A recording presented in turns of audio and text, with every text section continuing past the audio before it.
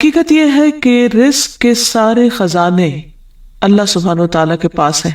اور اللہ سبحانہ وتعالیٰ اپنی ساری مخلوق کو رزق دے رہا ہے اور ہر طرح کا رزق دے رہا ہے، اور پھر بھی اس کے خزانوں میں کمی نہیں واقع ہوتی۔ ایک حدیث قدسی میں آتا ہے، اللہ تعالیٰ فرماتے ہیں کہ اے تمام جن و انس، اولین و آخرین، اگر تم سب کے سب ایک چٹیل میدان میں، کھلے میدان میں اکٹھے ہو جاؤ اور پھر سب اپنی حاجات مجھ سے مانگو، اپنی ضروریات مجھ سے طلب کرو، اور میں تم سب کو وہ عطا کروں جو تمہیں چاہیے، تو بھی میرے خزانوں میں اتنی کمی بھی واقع نہیں ہوتی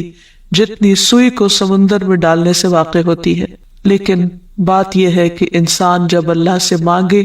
تو پورے یقین کے ساتھ مانگے، امید رکھ کے مانگے، اور کسی بھی قسم کی مایوسی کا شکار نہ ہو، کیونکہ دعا ان تمام چیزوں میں فائدہ دیتی ہے جو نازل ہو چکی ہیں، اور ان میں بھی فائدہ دیتی ہے جو نازل نہیں ہوئی، یعنی وہ تمام مشکلات جو انسان پہ پڑ چکی ہیں یا آئندہ آنے والی ہیں، ان دونوں کے سلسلے میں دعا کرنا انسان کو فائدہ دیتا ہے۔ لیکن یہ یاد رہے کہ دعا کی قبولیت کے لیے انسان اپنی طرف سے بھرپور کوشش کرے، اور اس میں ایک کوشش یہ کہ جب اللہ سے مانگے تو پہلے اللہ سبحانہ وتعالیٰ کی تعریف کے کلمات کہے، تسبیحات پڑھے، اور پھر اس کے ساتھ ساتھ درود شریف پڑھے۔ جہاں تک رزق کا تعلق ہے تو اس سلسلے میں یہ یاد رہے کہ رزق کا تنگ کرنا اور کشادہ کرنا یہ صرف اللہ سبحانہ وتعالیٰ کے ہاتھ میں ہے۔ وہ جس کو چاہتا ہے زیادہ دیتا ہے، جس کو چاہتا ہے کم دیتا ہے۔ قرآن مجید میں اللہ تعالیٰ فرماتے ہیں واللہ یرزق من یشاء بغیر حساب، اللہ جس کو چاہتا ہے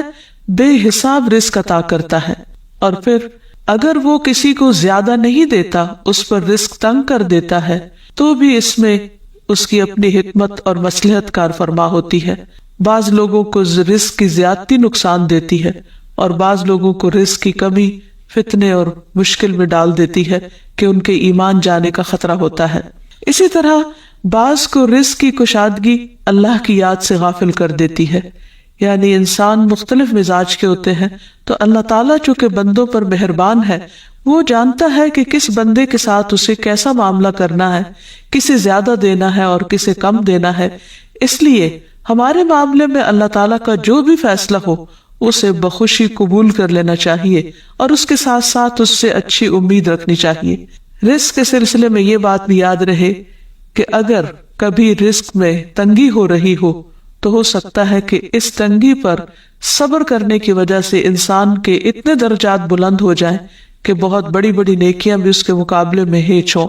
پھر اسی طرح بعض اوقات انسان کے لیے ناشکری رزق کی تنگی کا ذریعہ بن جاتی ہے، تو اس سے بھی انسان کو پرہیز کرنا چاہیے۔ خواہ انسان کے پاس تھوڑا ہی ہو تو بھی اس پر اللہ تعالیٰ کا شکر ادا کرنا چاہیے، کیونکہ اللہ تعالیٰ کا وعدہ ہے لَإِن شَكَرْتُمْ لَأَزِيدَنَّكُمْ، اگر تم شکر ادا کرو گے تو میں تمہیں اور زیادہ عطا کروں گا، کیونکہ ہر انسان جس کے پاس جتنا بھی ہے وہ عموماً کمی کا رونا روتا رہتا ہے۔ اسی لیے ہمیں یہ سکھایا گیا ہے کہ رزق کے معاملے میں ہم یعنی دنیاوی معاملات میں اپنے سے نیچے والوں کو دیکھیں کہ ان کے پاس کیا ہے، تو انسان کے پاس جو کچھ بھی ہو انسان اس پر راضی ہو سکتا ہے، مطمئن ہو سکتا ہے، خوش ہو سکتا ہے، اور اللہ تعالیٰ کا شکر گزار ہو سکتا ہے۔ اور یہ ہمیشہ یاد رکھے کہ اصل میں الرزاق تو اللہ تعالیٰ ہی ہے۔ اس لیے جب بھی رزق کے معاملے میں کسی بھی قسم کی کوئی مشکل ہو، اونچ نیچ ہو، تو فوراً اللہ تعالیٰ کی طرف انسان رجوع کرے اور اللہ تعالیٰ سے خوب خوب دعائیں کرے، کیونکہ وہ دعاؤں کا سننے والا ہے، قریب مجیب ہے، بہت قریب ہے، اور ہر بات کا جواب دیتا ہے۔ ایسا نہیں کہ وہ انسان کی دعا کو نظر انداز کر دیتا ہے، اور یہ تو اس کا خود حکم ہے، وَقَالَ رَبُّكُمُ ادْعُونِي أَسْتَجِبْ لَكُمْ، تمہارا رب کہتا ہے کہ تم مجھ سے مانگو تو میں تمہاری دعا قبول کروں گا۔ تو ہمیشہ ہمیں یہ یاد رکھنا چاہیے کہ رزق کی کنجیاں اللہ تعالیٰ کے پاس ہیں۔ فرمایا لَهُ مَقَالِيدُ السَّمَاوَاتِ وَالْأَرْضِ يَبْسُطُ الرِّزْقَ لِمَن يَشَاءُ وَيَقْدِرُ إِنَّهُ بِكُلِّ شَيْءٍ عَلِيمٌ، آسمانوں اور زمین کی چابیاں اسی کے پاس ہیں، وہ جس کے لیے چاہتا ہے رزق کشادہ کر دیتا ہے اور جس کو چاہتا ہے تنگ کر دیتا ہے، بلا شبہ وہ سب کچھ جاننے والا ہے۔ اور پھر تمام مخلوقات کے رزق کی ذمہ داری اسی پر ہے. فرمایا وما من دابۃ الا علی اللہ رزقها، اور کوئی جاندار ایسا نہیں کہ جس کے رزق کا ذمہ اللہ کے اوپر نہ ہو. کوئی ایک چھوٹی سے چھوٹی چونٹی اور اس سے بھی چھوٹی مخلوق، ان سب کو وہی کھلاتا اور پلاتا ہے، وہی زندگی دیتا ہے اور زندگی کے اسباب مہیا کرتا ہے. لیکن اکثر لوگ اللہ تعالیٰ کے اس اختیار سے لا علم ہے.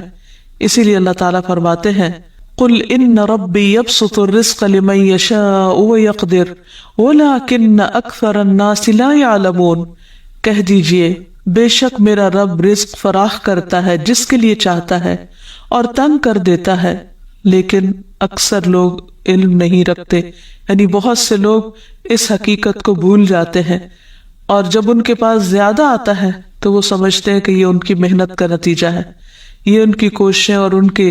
سمجھداری ہے جس کی وجہ سے ان کو زیادہ ملا ہے. اور اگر کسی کے پاس کم ہوتا ہے تو عموماً لوگ سمجھتے ہیں کہ یہ اس کی اپنی حماقت اور بے وقوفی کی وجہ سے یا ناسمجھی کی وجہ سے اس کو نہیں مل رہا. حالانکہ بعض اوقات اللہ سبحانہ وتعالی انتہائی ناسمجھ لوگوں کو بھی بہت کچھ عطا کر دیتا ہے، اور بعض اوقات بہت زیادہ پڑھے لکھے سمجھدار عقل مند لوگ اپنے 2 وقت کے کھانے کے لیے بھی پریشان ہوتے ہیں. حقیقت یہ ہے کہ اللہ سبحانہ وتعالی جسے چاہے خوب نوازے، اور دینے سے اس کے خزانوں میں کوئی کمی واقع نہیں ہوتی، اور یہ اس کی اپنی مشیت اور اس کی اپنی چاہت ہے. وہ چاہے تو اپنے نافرمانوں کو بہت کچھ دے دے. ہم دیکھتے ہیں کہ دنیا میں بہت سے لوگ اس کی ذات کا بھی انکار کرتے ہیں،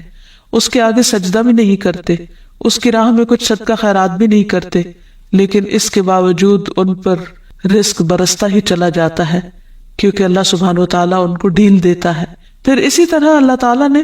ہر ایک کو چونکہ رزق مقرر کر رکھا ہے، تو جن کے حصے میں زیادہ دیا یا زیادہ رکھا ہے،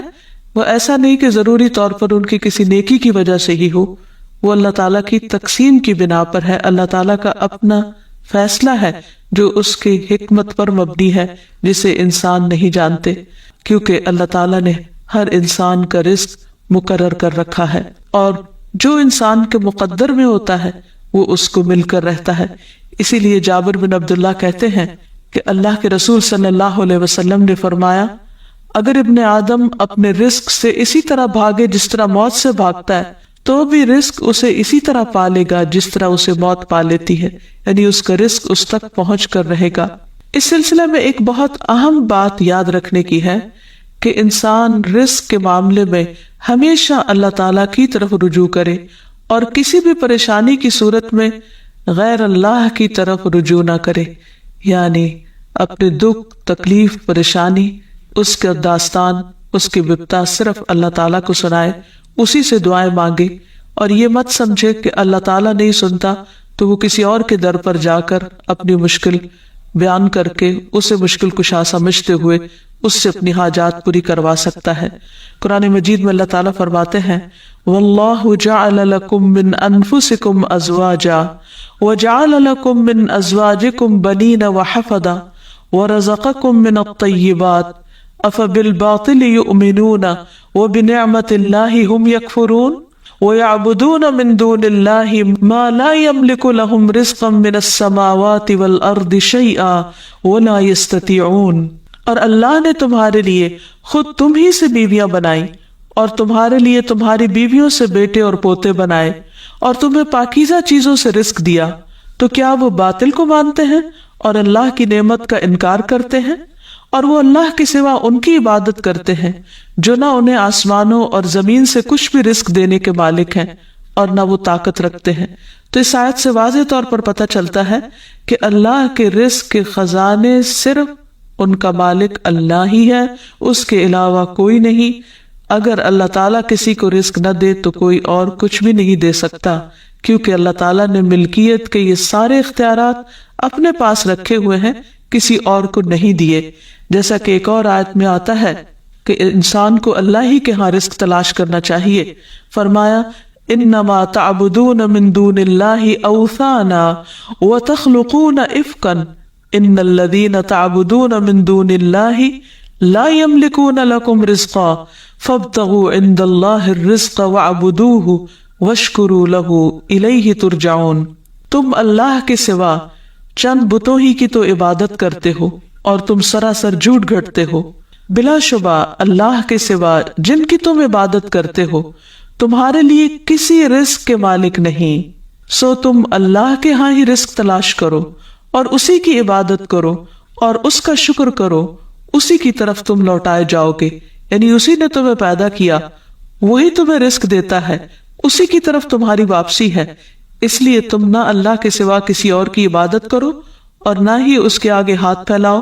اور نہ اس سے توقع رکھو کہ وہ تمہیں کچھ دے گا، بلکہ اس کے مقابلے میں پورے یقین کے ساتھ اللہ تعالیٰ سے ہی مانگتے رہو۔